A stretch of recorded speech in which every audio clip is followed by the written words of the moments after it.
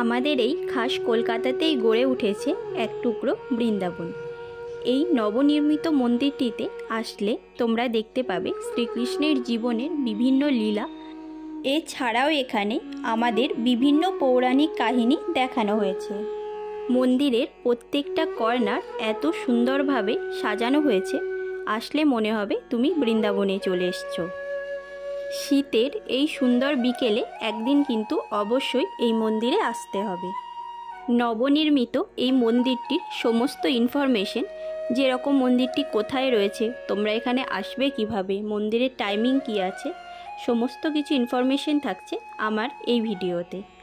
তাই ভিডিওটি স্কিপ না করে অবশ্যই লাস্ট অবধি দেখো। ভিডিওটি ভালো লাগলে লাইক কমেন্টের সাথে সাথে আমাদের YouTube channel the royal star Riders RSR subscribe করে রেখো। আমরা আমাদের এই চ্যানেলের মাধ্যমে কলকাতা তথা ভারতবর্ষের বিভিন্ন দর্শনীয় স্থানের ভিডিও প্রোভাইড করি, তাই অবশ্যই চ্যানেলটা সাবস্ক্রাইব করে আমাদের সাপোর্ট করো ও পাশে থেকো। হরে কৃষ্ণ কৃষ্ণ কৃষ্ণ হরে হরে হরে রাম। এটি হলো আজকের আমাদের যে ডেস্টিনেশন কাঠিয়া বাবার আশ্রম, সেই মন্দিরের মেন এন্ট্রান্স।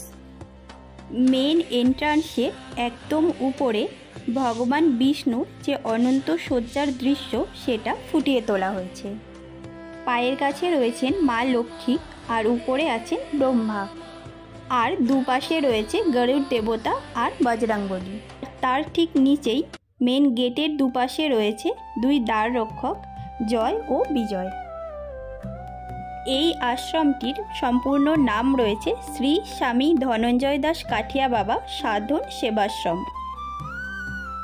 তোমাদের একটু মন্দিরের টাইমিংটা বলে দিই। এই মন্দিরটি প্রত্যেক দিন বিকেল 5টা থেকে সন্ধ্যে 7:30 অবধি দর্শনের জন্য খোলা হয়। চলো আগে মন্দিরটা ঘুরে দেখি, ভিডিওর লাস্টে জানাবো তোমরা এত সুন্দর এই নবনির্মিত মন্দিরটিতে আসবে কিভাবে। গেট দিয়ে ভিতরে ঢুকে তোমাদের মেন যে এন্ট্রান্স তার ব্যাক সাইডটা দেখিয়ে দিই। গেটের নিচের দিকে রয়েছে একটা শিবলিঙ্গ, সাথে নন্দী মহারাজ, আর এই তোরণের উপরের দিকে একদম মিডিলে রয়েছে ভগবান শ্রীকৃষ্ণের যে বিশ্বরূপ, আর তার এক পাশে রয়েছেন প্রভু জগন্নাথ, আর অপোজিট সাইডে রয়েছেন দ্বারকানাথ। সাথে খুব সুন্দর সূক্ষ্ম হাতের কাজে মেন এন্ট্রি গেটের দুটো সাইডই খুব ভালোভাবে সাজানো হয়েছে। কৃষ্ণ কৃষ্ণ কৃষ্ণ হরে হরে। প্রবেশ করেই যেটা তোমাদের প্রথমেই নজর কাড়বে সেটা হলো শ্রী শ্রী রাধাকৃষ্ণের এই রাসলীলা প্রাঙ্গণটি। একদম মিডিলে দাঁড়িয়ে আছেন শ্রী শ্রী রাধাকৃষ্ণ, আর ওনাদের পরিক্রমা করছেন শ্রীকৃষ্ণ ও রাধারানীর সখীদের এই মূর্তিগুলি। এই দৃশ্যটা দেখলেই মন একদম শান্ত হয়ে যাবে।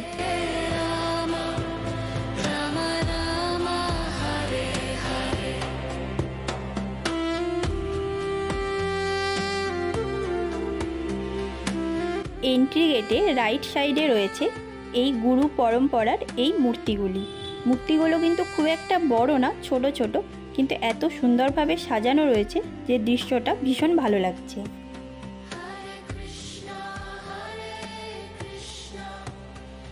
আর একদম সামনেই রয়েছে এই আশ্রমের অন্যতম একটা অ্যাট্রাকশন, শ্রীকৃষ্ণের এক আঙুলে তুলে নেওয়া সে গোবর্ধন পর্বতের দৃশ্যটি 3D পুতুলের আকারে খুব সুন্দরভাবে এখানে ফুটিয়ে তোলা হয়েছে।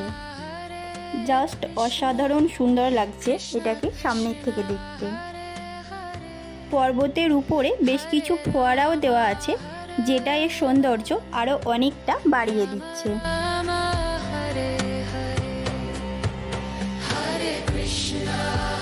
পুরো মন্দির প্রাঙ্গণে এরকম বিভিন্ন প্রাণীর 3D মূর্তি তৈরি করে রাখা রয়েছে। এখানে সমুদ্র মন্থনের যে ঘটনা সেটা খুব সুন্দরভাবে দেখানো হয়েছে। এক পাশে রয়েছেন দেবতাগণ, আর অপোজিট পাশে রয়েছেন অসুরগণ, আর ঠিক মধ্যখানে সমুদ্র মন্থনের ফলে যে বিষ নির্গত হয়েছিল সেটি মহাদেব পান করছেন। অনেকটা বড় এরিয়ায় কাঁচের মধ্যে এই টোটাল ঘটনাটা ডিসপ্লে করা রয়েছে, অসাধারণ লাগছে দেখতে। এখানে এই যে নিম্বার্ক সম্প্রদায়ের গুরু পরম্পরার প্রত্যেকের নাম লেখা রয়েছে। আর তার ঠিক পাশেই রয়েছে অফিস ঘর। অফিস ঘরের মধ্যে একটা বুক স্টলও রয়েছে।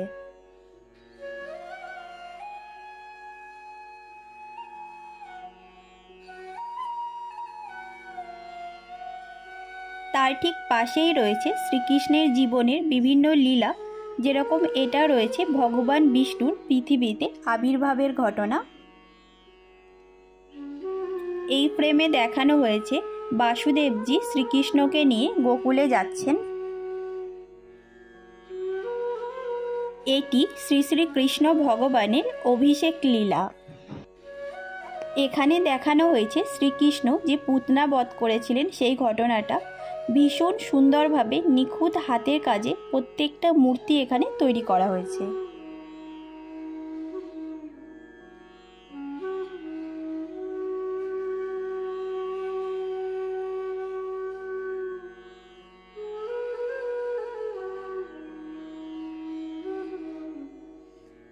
কৃষ্ণের সেই বিখ্যাত মাখন চুরির গল্প। এখানে প্রত্যেকটা মূর্তি কিন্তু খুব নিখুঁতভাবে তৈরি করা হয়েছে।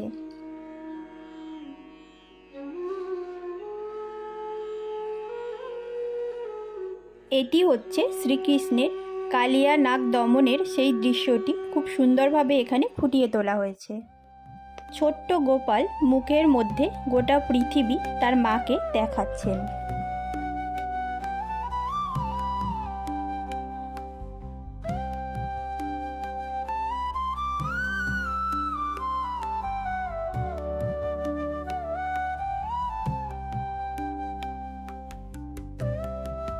কুরুক্ষেত্রের যুদ্ধে ভীষ্মের রথের চাকা উঠিয়ে দেওয়ার সেই দৃশ্য। সখীগণের সাথে শ্রীকৃষ্ণের নৌকা বিলাস। এই রকমই শ্রীকৃষ্ণের জীবন সংক্রান্ত আরও অনেক পৌরাণিক কাহিনী এখানে নিখুঁত হাতের কাজে ফুটিয়ে তোলা হয়েছে।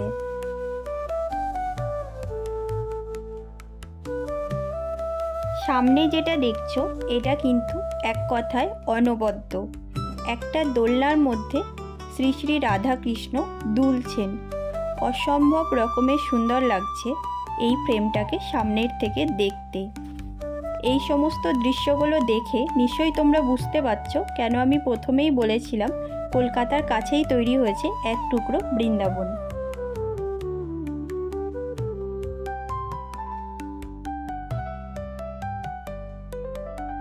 এই ফ্রেমের দৃশ্যটাতে দেখানো হয়েছে সুখদেব মহারাজ তার শিষ্যদের নানা রকম বাণী শোনাচ্ছেন।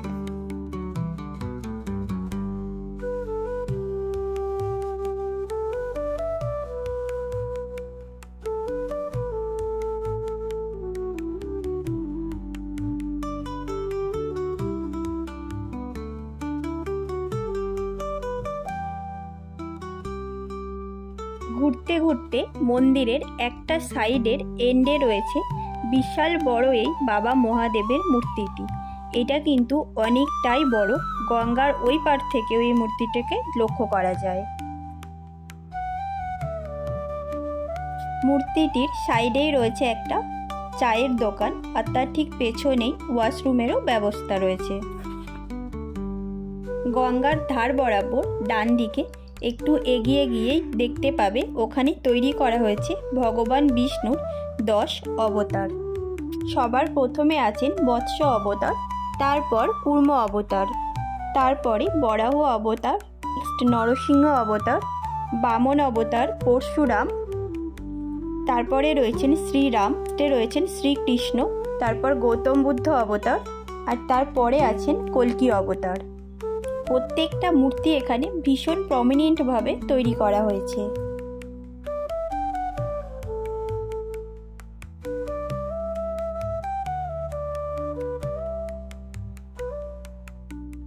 গঙ্গার ধারেও এই দিকেও বেশ কিছু ফ্রেম তৈরি করা হয়েছে। এক কথায় বলতে গেলে টোটাল মন্দির প্রাঙ্গণ জুড়ে শ্রীকৃষ্ণের জন্ম থেকে ওনার সমস্ত লাইফের ঘটনাগুলো খুব সুন্দরভাবে 3D পুতুলের আকারে তৈরি করে ডিসপ্লে করা হয়েছে।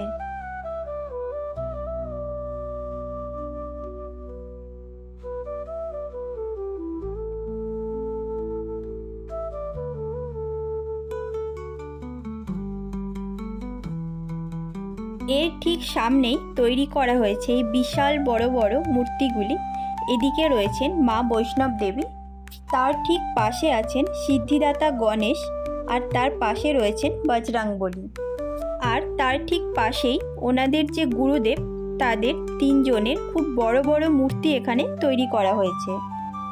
এক কথায় জাস্ট অসাধারণ সুন্দর লাগছে এই মূর্তিগুলো সামনের থেকে দেখতে।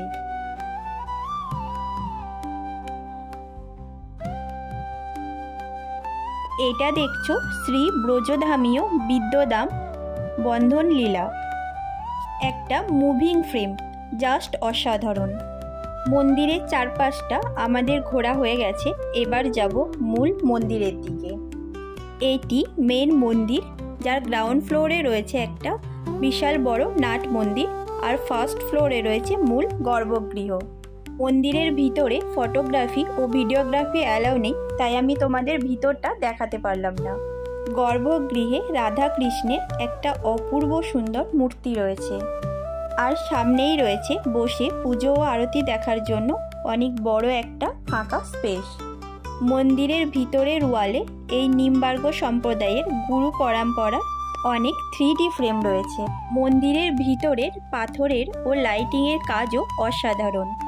বৃন্দাবনের মতো এই মন্দিরটিতেও সমস্ত দেবদেবীর মূর্তি দিয়ে টোটাল মন্দির প্রাঙ্গণটি সাজানো হয়েছে।